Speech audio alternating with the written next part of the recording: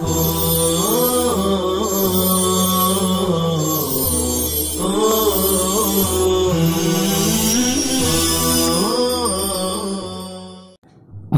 अलैकुम वरहमतुल्लाहि वबरकातुह।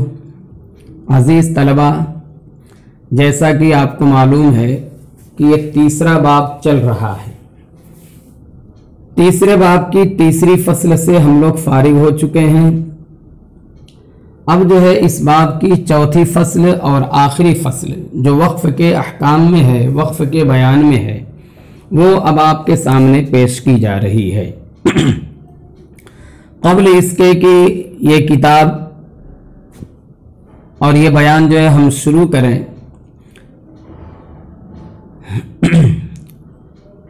वक्फ की कुछ इस्तिलाहात जान लेते हैं ताकि हमें इस बहस को समझना आसान हो जाए, और कुछ नई बातें भी होंगी, मुफीद बातें होंगी जो आपके लिए इंशाअल्लाह काम की और जो है किसी न किसी वक्त काम आने वाली होंगी। बहरहाल, तो पहले हम समझते हैं कि वक्फ का माना क्या है, यानी लुग़वी और इस्तिलाही माना वक्फ का क्या है। वक्फ के लुग़वी माना आते हैं किसी चीज से रुक जाना। अरबी में कहते हैं अल-कफ, रुकना, अनिल अमल, काम से, अविल कौल, या बात से, यानी किसी भी चीज से, अमल से या बात से रुक जाने को कहा जाता है वक्फ। इस्तिलाही माना है कि अखीर कलमे गैर मौसूल पर, अखीर कलमे गैर मौसूल पर कैफियत वक्फ के मुवाफिक सांस और आवाज तोड़कर रुक जाना। वक्फ की जो है कई तरह से तारीफ की जाती है। एक तारीफ अभी मैंने आपको बतलाई, और एक तारीफ आपको यहाँ नजर आ रही कि आखिर कलमे गैर मौसूल पर सांस का तोड़ना। अभी वहाँ पर हम न जाते हुए उसकी तशरीह न करते हुए सिर्फ इतना समझिए कि किसी भी कलमे पर सांस और आवाज तोड़कर, जो कलमा बात से मिला हुआ न हो, उस पर सांस और आवाज तोड़कर रुक जाया जाए तो उसको वक्फ कहा जाता है। अब जो है वक्फ में दो बातें असल होती हैं, एक होती है कैफियत वक्फ और एक है महल्ले वक्फ। कैफियत वक्फ का मतलब होता है कि वक्फ कैसे किया जाए, और महल्ले वक्फ का मतलब होगा कि वक्फ कहाँ किया जाए।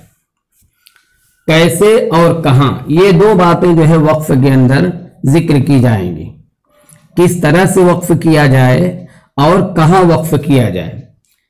और ये भी आप याद रखें कि किस तरह वक्फ किया जाए और कहाँ वक्फ किया जाए, इनमें जो है ज्यादा अहम जो है कहाँ वक्फ किया जाए, यानी महल्ले वक्फ। महल्ले वक्फ जो है ये ज्यादा अहम है, क्योंकि महल्ले वक्फ में गलती की वजह से बाज मरतबा मफहूम खुदाबंदी बदल जाता है, यानी माने में ऐसी कबाहत पैदा हो जाती है कि अल्लाह की जो मंशा है उसके खिलाफ हो जाता है। इसी वजह से बाज मरतबा नमाज भी फासिद हो जाती है। बहरहाल, महल्ले वक्फ और कैफियत वक्फ में महल्ले वक्फ जो है ये ज्यादा अहम है। महल्ले वक्फ की अव्वलन जो है 4 किस्में हैं। महल्ले वक्फ, महल्ले वक्फ की 4 किस्में क्या हैं? वक्फ ताम, वक्फ काफी, वक्फ हसन, वक्फ कबीह। वक्फ ताम, वक्फ काफी, वक्फ हसन, वक्फ कबीह। वक्फ ताम कहते हैं कि जहां पर आप वक्फ कर रहे हैं, एक बात याद रखिए, एक है वक्फ, एक है मौकूफ अलैह। मौकूफ अलैह का लफ्ज जो है बार बार आपको बोला जाएगा। मौकूफ अलैह का मतलब होता है वक्फ करने की जगह, यानी जिस कलमे पर आप वक्फ करते हैं उसको कहा जाता है मौकूफ, कलमे मौकूफ अलैह। तो कलमे मौकूफ अलैह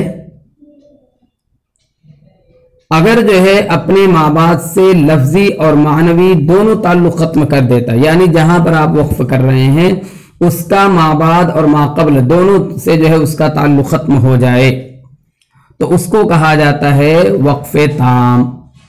تو وقف تام کی تعریف کا حاصل کیا ہوا کہ وقف تام وہ وقف ہے کہ حرف موقوف علیہ کا اپنے ماں بعد سے لفظی اور معنوی دونوں تعلق ختم ہو جائے۔ جیسے آپ جو ہے سورہ بقرہ کے شروع میں لے لیجئے وَأُولَئِكَ هُمُ الْمُفْلِحُونَ، یہاں پر جو ہے بات بالکل مکمل ہو گئی۔ آگے جو ہے ان الذین کفروا سے دوسری بات ہے، کافروں کے متعلق بات ہو رہی ہے، اس یہاں تک جو ہے مؤمنین کے متعلق بات تھی، تو اب یہاں ان الذین سے جو بات ہوگی وہ بالکل الگ۔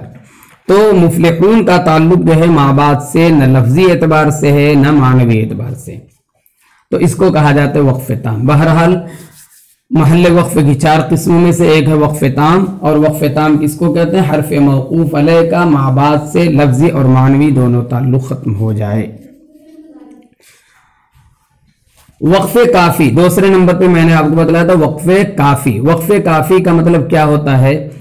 وقف کافی وہ وقف کہلاتا ہے کہ حرف موقوف علیہ کا اپنے ماں بعد سے لفظی تعلق تو ختم ہو جائے لیکن معنوی تعلق باقی ہو۔ مثلا ایک جماعت کی صفت بیان کی جا رہی ہے لیکن ایک جماعت کی کئی صفت ہو سکتی، ایک صفت کو ذکر کیا گیا وہاں لفظی تعلق ختم ہو گیا، پھر دوسری صفت کو ذکر کر رہے ہیں وہاں معنوی تعلق ہے کیونکہ ایک ہی جماعت کی۔ مثلا اسی سورہ بقرہ کے اندر آپ دیکھ لیجئے وَبِالْآخِرَةِ هُمْ يُوقِنُونَ، یوقنون پہ جو آپ وقف کر رہے ہیں یہ وقف کافی ہے کیونکہ اولئک علی ھدی من ربہم سے جو ہے لفظی تعلق ختم ہو گیا، وہاں سے ترکیب بالکل الگ ہے، تو اس کو کہا جاتا ہے وقف کافی۔ وقف تام اور وقف کافی کا آگے جو ہے حکم کیا آئے گا وہ ہم آپ کو پھر بعد میں بتلائیں گے۔ تیسرا وقف تھا وقف حسن۔ وقف حسن اس کو جو ہے وقف صالح بھی کہتے ہیں۔ بہرحال اس کا مطلب کیا ہوتا ہے؟ حرف موقوف علیہ کا اپنے ماں بعد سے معنوی تعلق ختم ہو جائے اور لفظی تعلق باقی ہو، جیسے الحمدللہ پر وقف کیا آپ نے تو یہاں پر کیسا ہے کہ للہ کا جو ہے آگے سے تعلق باقی ہے۔ رب العالمین، ربی جو ہے للہ کی اللہ کی جو ہے صفت رب العالمین، تو اس کو کہا جاتا ہے وقف حسن۔ وقف قبیح، وقف قبیح کہتے ہیں کہ حرف موقوف علیہ کا اپنے ماں بعد سے لفظی اور معنوی دونوں تعلق باقی ہو، جیسے مالک یوم الدین میں مالک پر وقف کیا جائے، اس کو وقف ضرورت بھی کہتے ہیں۔ وقف ضرورت کا مطلب یہ ہے کہ وقف قبیح جو ہے یہ جائز نہیں ہے کرنا، لیکن اگر جو ہے سانس بالکل ختم ہو گئی تو آپ وہاں رک جائیں گے۔ اب ان چاروں کا حکم سمجھ لیجئے۔ وقف تام اور وقف کافی میں ابتدا ہوگی۔ دو اصطلاح یاد رکھیں، ایک ہے اعادہ اور ایک ہے ابتدا۔ اعادہ کہتے ہیں ما قبل سے یا جس کلمے پر آپ نے وقف کیا ہے اسی سے لوٹانا، اور ابتدا کہتے ہیں یا اس سے پہلے سے لوٹانا، اور ابتدا کہتے ہیں جہاں پر آپ نے وقف کیا اس کے آگے سے پڑھنا۔ تو وقف تام اور وقف کافی کے اندر وقف تام اور وقف کافی کے اندر ابتدا ہوگی یعنی آگے سے پڑھا جائے گا، اس کلمے کو نہیں لوٹایا جائے گا، اس سے پہلے بھی کلمے کو بھی نہیں لوٹایا جائے گا۔ اور وقف حسن اور وقف قبیح کے اندر اعادہ ہوگا، ابتدا نہیں ہوگی۔ ہاں البتہ وقف حسن اگر آیت پر ہو تو وہاں ابتدا ہوگی، اعادہ جائز نہیں۔ اب یہاں آپ رک کر کے سمجھ لیجئے کہ وقف تام اور وقف کافی میں تو ابتدا ہی ہے یعنی اعادہ اس میں جائز نہیں، اور وقف قبیح میں اعادہ ہی ہے، ابتدا جائز نہیں۔ اور وقف حسن کی دو صورت ہے، وقف حسن آیت پر ہوگا یا آیت کے درمیان میں۔ اگر وقف حسن آیت کے درمیان میں ہے تو اعادہ ہوگا، اور اگر آیت پر ہے تو ابتدا ہوگی، اور بھی اس میں بہت تفصیل ہے جو آپ آئندہ سبق کے اندر یعنی آئندہ سالوں میں آئندہ کتابوں میں آپ پڑھیں گے۔ بہرحال محل وقف کی جو ہے آپ کے سامنے 4 قسمیں آئی، وقف تام، کافی، حسن اور قبیح۔ تام کہتے ہیں کہ موقوف علیہ کا ماں بعد سے لفظی اور معنوی دونوں تعلق ختم ہو جائے۔ کافی کہتے ہیں کہ لفظی تعلق ختم ہو جائے، معنوی تعلق باقی رہے۔ اور جو ہے وقف حسن کہتے ہیں کہ معنوی تعلق ختم ہو جائے، لفظی تعلق باقی رہے۔ اور قبیح کہتے ہیں کہ لفظی اور معنوی دونوں تعلق باقی رہے۔ اور دوسرے لفظوں میں آپ یوں بھی کہہ سکتے ہیں کہ وقف حسن اور وقف قبیح کو کہ جہاں آپ وقف کر رہے ہیں اس کا مابعد سے لفظی اور معنوی تعلق باقی رہے، لیکن وقف کرنے کی وجہ سے قباحت لازم نہ آئے تو اس کو کہتے ہیں حسن، اور اگر قباحت لازم آئے تو اس کو کہتے ہیں وقف قبیح۔ اور دوسری بات اس میں یہ جانیے کہ وقف تام اور کافی میں ابتدا ہوگی، اور وقف قبیح میں اعادہ ہی ہوگا، اور وقف حسن میں تفصیل یہ ہے کہ اگر جو ہے آیت پر ہے تو ابتدا ہوگی، اور درمیان آیت میں ہے تو اعادہ ہوگا۔ بہرحال یہ جو ہے وقف کی محل وقف کی 4 قسمیں تھیں۔ میں نے آپ کو بتلایا تھا کہ وقف کے اندر جو ہے 2 باتیں ہوتی ہیں، ایک محل وقف کا جاننا اور ایک جو ہے کیفیت وقف کا جاننا۔ تو محل وقف کی تو 4 قسمیں آپ نے سمجھ لی۔ اب جو ہے سمجھیے کہ وقف کی جو ہے کیفیت کے اعتبار سے کتنی صورتیں ہیں اور کون کون سی ہیں۔ کیفیت وقف کی 4 صورتیں ہیں۔ کیفیت وقف بلحاظ ادا، کیفیت وقف بلحاظ اصل، کیفیت وقف بلحاظ رسم، کیفیت وقف بلحاظ وصل۔ 4 یہ اصطلاحات آپ کو جاننا بہت ضروری، اس لیے جو ہے تمہیدی طور پر یہ آپ کو بتلا رہا ہوں میں۔ اب جو ہے کیفیت وقف کی جو 4 صورتیں آپ کو بتلائی گئی، بلحاظ ادا، بلحاظ اصل، بلحاظ رسم، بلحاظ وصل۔ پھر ان کی بھی جو ہے کئی قسمیں ہیں۔ کیفیت وقف بلحاظ ادا کی 4 قسمیں ہیں، بلحاظ اصل کی بھی 4 قسمیں ہیں، بلحاظ رسم کی 2 قسمیں ہیں، بلحاظ وصل کی بھی 2 قسمیں ہیں۔ تو 4 4 8 اور 2 10 2 12 قسمیں کل ہو جائیں گی کیفیت وقف کے اعتبار سے۔ کیفیت وقف بلحاظ ادا کس کو کہیں گے؟ ادائیگی کے اعتبار سے وقف جو کیا جاتا ہے، ادائیگی کے اعتبار سے جو وقف کیا جاتا ہے اس کو کہا جاتا ہے کیفیت وقف بلحاظ ادا۔ تو اس کی جو ہے 4 قسمیں ہیں، وقف بالاسکان، وقف بالاشمام، وقف بالروم، وقف بالابدال۔ 4 قسمیں۔ اسی طرح سے کیفیت وقف بلحاظ اصل،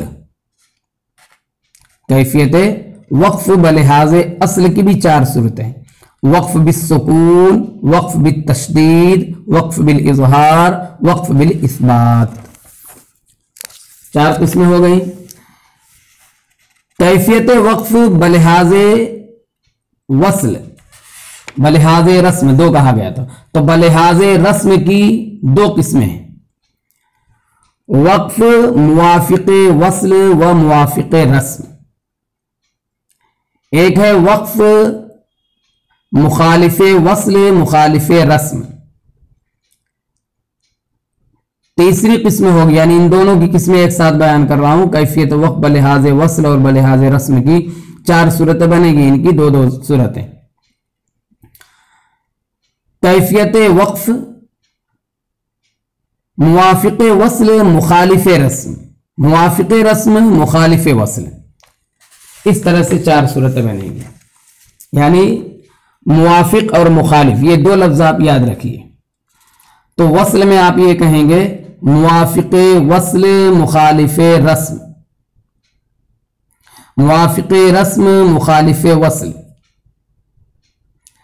और रस्म में मुवाफिक वस्ल मुवाफिक रस्म, मुखालिफ वस्ल मुखालिफ रस्म, इस तरह से 4 सूरतें बन जाएंगी। बहरहाल तफसील आपको बाद में बतलाई जाएगी। तो कैफियत वक्फ बलिहाज अदा की 4 किस्में आपको बतलाई गई। वक्फ बिल इस्कान, वक्फ बिल इश्माम, वक्फ बिल रौम, वक्फ बिल इब्दाल।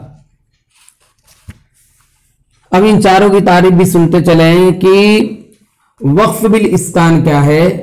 जिस कलमे पर वक्फ किया गया उसको साकिन करते हुए वक्फ किया जाए, यानी हरफे मौकूफ अलैह मुतहर्रिक को साकिन करके वक्फ करना वक्फ बिल इस्कान कहलाता है। इस्कान के माने आते साकिन करना। साकिन कब करेंगे? जब मुतहर्रिक होगा। तो मौकूफ अलैह मुतहर्रिक को साकिन करके वक्फ करना वक्फ बिल इस्कान कहलाता है। और एक है वक्फ बिल इश्माम। वक्फ बिल इश्माम, वक्फ बिल इश्माम का मतलब होता है कि हरफे मौकूफ अलैह मज़मूम को साकिन करते हुए ज़म्मे का होंठों से इशारा करना। ये जो है देखने से ताल्लुक़ रखता है, इसलिए आपको बतलाया नहीं जा सकता। जैसे नस्तईन, आमने सामने होंगे तो आपको समझ लिया जाएगा कि कैसे होता है। इसको हजरत थानवी रहमतुल्लाह अलैह फरमाते हैं, अब समझ इश्माम तहरीके दो लब, कस्द गोया ज़म का है ए बाअदब। और फिर ये भी आपको मालूम होना चाहिए कि इश्माम जो है सिर्फ ज़म्मे में होता है। उसको जो है मुसन्निफ हजरत थानवी फरमाते हैं, सिर्फ बस ज़म्मे में ये इश्माम है, फतह व कसरा में न इसका नाम है। यानी सिर्फ। और वक्फ बिल इस्कान जो है ये तीनों सूरतों में होता है, चाहे जो है मौकूफ अलैह मफ्तूह हो, मज़मूम हो या मकसूर हो। जैसे यअलमून, तो यअलमून पढ़ेंगे, तुकद्दिबानी पढ़ेंगे तुकद्दिबान, नस्तईनु पढ़ेंगे नस्तईन, क्योंकि इस्कान के माने आते हैं साकिन करना, और साकिन करना तीनों हरकतों में पाया जा सकता है, इसलिए तीनों हरकतों में होता है। और इश्माम के आते हैं माना आते हैं सुंघाना, लग़वी माना, और इस्तिलाही माना आता है कि ज़म्मे का होंठों से इशारा करना। और ज़म्मा ही जो है क्या कहते हैं, होंठों से इशारा, हरकत का होंठों से इशारा करना, ये इश्माम का मतलब है। और ज़म्मा ही एक ऐसी हरकत है जिसका इशारा होंठों के जरिए किया जाता है, इसलिए इश्माम जो है सिर्फ ज़म्मे में होता है। बहरहाल तीसरी किस्म थी वक्फ बिल रौम। वक्फ बिल रौम किसको कहते हैं? हरफे मौकूफ अलैह की हरकत को इस कदर ज़ईफ और हल्का पढ़ना जिसको करीब वाला सुनकर मालूम कर सके, बशर्ते कि बहरा ना हो। बहरा नहीं सुनेगा इसको, यानी रौम का ताल्लुक जो है सिमा से है, लिहाजा बहरा ये महसूस नहीं करेगा। और इश्माम का ताल्लुक जो है बीनाई से है, लिहाजा नाबीना इसको महसूस नहीं कर सकता। हल्की हरकत पढ़ना है, चाहे कसरे में हो चाहे ज़म्मे में। जैसे नस्तईन, गौर करें, आप कान लगाएंगे तो समझ में, नस्तईन। एक है नस्तईनु, ये तो पूरी हरकत हो गई, हरकत हल्की सी, नस्तईन यौमिद्दीन वगैरह।